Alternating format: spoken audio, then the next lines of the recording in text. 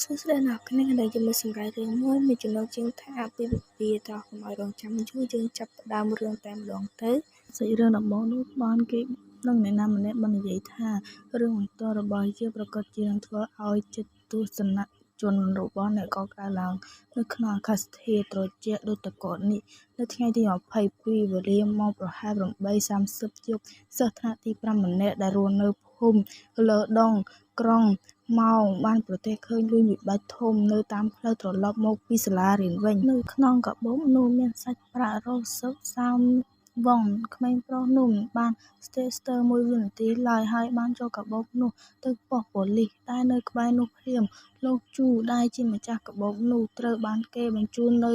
មន្ទីរពេទ្យបន្ទាប់ពីត្រូវបានគេប្រទះឃើញសន្លប់នៅលើចិញ្ចើមផ្លូវដែលមិនឆ្ងាយពីកន្លែងដែលកាបូបនោះត្រូវបានរកឃើញឡើយលោកបានសន្យាថានឹងថ្លែងអំណរគុណដោយផ្ទាល់ខ្លួននិងជូនរង្វាន់ដល់ក្មេងនោះបន្ទាប់ពីគាត់បានជាសិស្សស្ដាយឡើងវិញលោកហាឬកុមារាហាបានឆ្លើយតបយ៉ាងចាស់ទុំដោយនិយាយថាការងារនោះជារឿងដែលត្រូវធ្វើហើយបដិសេធមិនទទួលរង្វាន់ហើយបានប៉ះពាល់ចិត្តមន្ត្រីប៉ូលីសនិងក្រុមគ្រួសាររបស់លោកជូយ៉ាងខ្លាំងប៉ុស្តិ៍ប៉ូលីសមើលមានការចាប់អារម្មណ៍យ៉ាងខ្លាំងចំពោះសេវារបស់កុមារហាហើយបានផ្ដល់រង្វាន់ជាសិស្សគំរូដល់រូបគេតាមរយៈទង្វើល្អបរិសុទ្ធដែលមិនបានរំពឹងអ្វីតបស្នងវិញនោះកុមារាហាបានក្លាយជាគំរូសម្រាប់អ្នកដទៃប៉ូលីសម្នាក់បាននិយាយទៅកាន់អៀនថាអៀនតើអ្នកអាចឈរគៀននឹងលោកប្រធានបន្តិចបានទេលោកប្រធានម្នាក់នោះក៏បានឆ្លើយទូនទៅវិញថាមើលទៅដូចជាអ្នកភ័យខ្លាំងណាស់អៀនតើអ្នកអាចញញឹមដាក់យើងបានទេពេលនោះអៀននិយាយទៀតថាអូល្អណាស់តើអ្នកមិនគិតទេឬថាគាត់ដល់វ័យដែលអាចល្បីល្បាញដោយសារអ្វីមួយហើយកាលបច្ចុប្បន្នពេលយើងឃើញអៀនកំពុងតែឈរឲ្យគេថតហើយមានសម្លេងមួយនិយាយថា1 2 3ហាថេ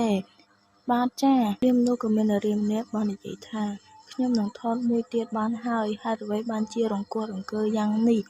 ពួកអៀនឮដូច្នេះហើយបាននិយាយទៅកាន់នារីម្នាក់នោះថា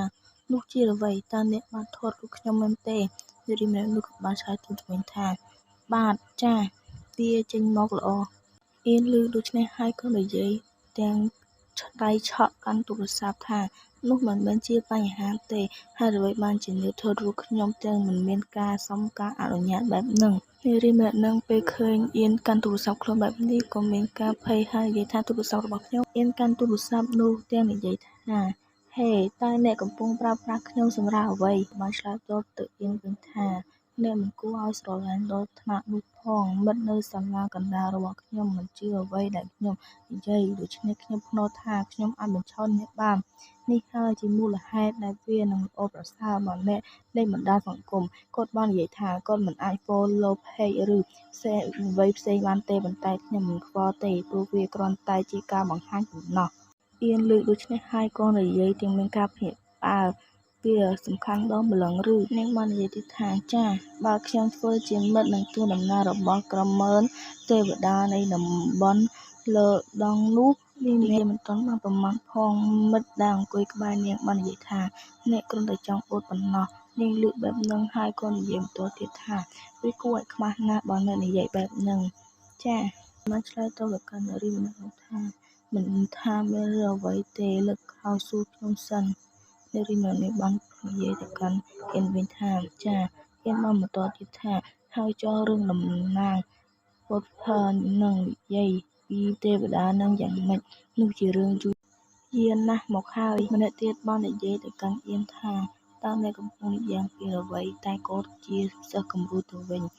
អៀនបានឆ្លើយតបថាបាទគាត់លែងជាទេវតាទៀតហើយអូគិតទៅអ្នកមិនទាន់បានប្រកួតទូរស័ព្ទរបស់អ្នកនៅឡើយទេអូឃើញទេហាហាខ្ញុំប្រកបហើយយូរទេតែវាដូចជាទូរស័ព្ទមួយផ្សេងទៀតសោះកុំហ៊ានប្តឹងខ្ញុំឲ្យសោះបញ្ហា model តើអ្នកកំពុងនិយាយអំពីអ្វីណែតែនេះជាពេលវេលាដ៏ល្អមួយឆ្លៀតឱកាសនេះដើម្បីហាត់រៀនបញ្ហាម៉ូដទៅបានឮថាពួកគេនឹងយកអ្នកមកធ្វើជាតារាម៉ូដែលជាសិស្សសម្រាប់រូបថតផ្សព្វផ្សាយនៅលើគេហរបស់សាលាអូសូមកុំដែលឮអ្វីអំពីរឿងនោះទេ ខ្ញុំឮថាគ្រាន់តែមិនមែនជាគ្រូបង្រៀននៅ referral ទេដែលត្រូវបកគោទូរស័ព្ទរបស់ខ្ញុំឬខ្ញុំឮថាគ្រាន់តែមិនមែនជាគ្រូបង្រៀនទេដែលគ្រូយកទូរស័ព្ទរបស់ខ្ញុំទៅបកគោឲ្យជាតារាម៉ូដែលអ្នកនឹកតែល្បីល្បាញដូចពីមុនអញ្ចឹងអៀនហាតនិយាយទៀតថាខ្ញុំធំលេងបានហើយខ្ញុំនឹងទៅបន្ទប់គ្រូហើយមិត្តដែលជួលនឹងអែបនឹកនិយាយថាអូអ្នកនឹងទៅប្រាប់គេពីរឿងនេះមែនទេបាននិយាយថាគាត់នឹងមិនអាចនិយាយថាទេបានផងគាត់ស្ដាប់បង្គាប់ពេកចាពួកអ្នកឯងចាក់ក្រក់បំផុតកាត់មកកន្លែងមន្ទីរពេទ្យវិញ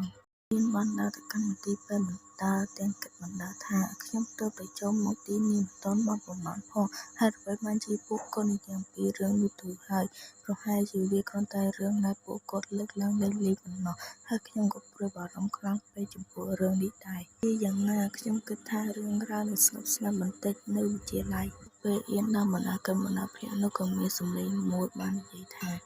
តោះយើងឈប់និយាយរឿងនេះមុនពេលដល់អ្នកដទៃដឹងនេះដែលបាននិយាយនោះគឺជាអ្នកគ្រូម្នាក់បរិបទដែលជួបគេអ្នកគ្រូនោះនិយាយថាសូមទោសអ្នកគ្រូនោះបានក្រឡេកទៅឃើញអៀនហើយនិយាយថាអូអៀនល្អណាស់ដែលអ្នកបានមកដល់គ្រូម្នាក់នោះបានបន្តនិយាយទៀតថាអូតើអ្នកស្គាល់សិស្សដែលមិនអាចមកសាលាបានទេកាលពីចាប់តាមឆាំវាព្រោះពួកគេឈឺនោះអៀនលឺអញ្ចឹងហើយក៏និយាយទៅកាន់អ្នកគ្រូវិញថាអូពិតមែនគ្រូបាននិយាយទៀតថាថ្ងៃនេះគាត់នឹងចាប់តាមចូលរៀនហើយនិយាយសួស្តីទៅនេះក៏ចប់ទៅត្រឹមអញ្ចឹងលោកអ្នកសូមរងចាំភាគ2ទាំងអស់គ្នាសូមជម្រាបលា